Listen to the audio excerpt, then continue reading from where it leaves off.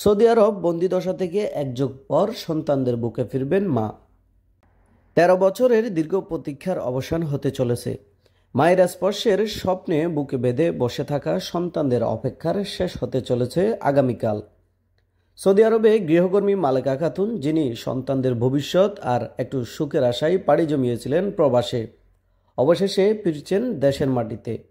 কুষ্টিয়ার মালেকা খাতুন ১৩ বছর আগে গৃহকর্মীর কাজ নিয়ে সৌদি আরব গিয়েছিলেন, কিন্তু নিয়োগকর্তার দায়িত্বহীনতার কারণে তিনি আটকে পড়েছেন বিদেশের মাটিতে।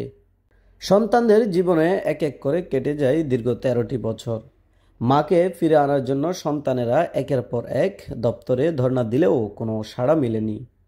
এদিকে মালেকা খাতুনও দেশে ফেরার জন্য লড়াই চালিয়ে গেছেন, কিন্তু চেষ্টা বারবার বিফল হয়েছে। ১৩ বছরের লম্বা অপেক্ষার পর সন্তানরা ছুটে আসছে হজরত শাহজালাল আন্তর্জাতিক বিমানবন্দরে মাকে বুকে জড়িয়ে ধরার জন্য। মায়ের স্পর্শ আর আদরের জন্য প্রতিটা দিন অপেক্ষায় থাকা সন্তানদের চোখে এখন আনন্দ অশ্রুর ঝিলিক।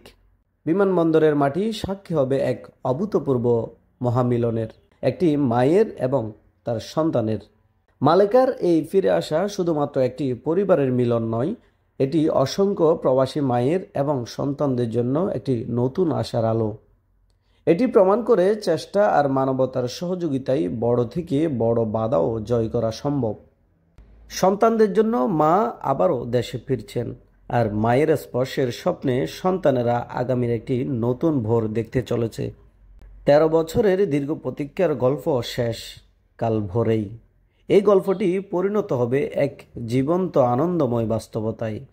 প্রবাসীদের গল্প নিয়ে কাজ করা সাইফুল রাজীব ভাই এবং ব্রেক মাইগ্রেশনের প্রোগ্রামের নিরলস প্রচেষ্টায় মা সন্তানের বিচ্ছেদের গল্পটা পাচ্ছে একটি সুখবরের পরিণতি। তহিদুল ইসলাম সোহাগ, আরব বাংলা নিউজ।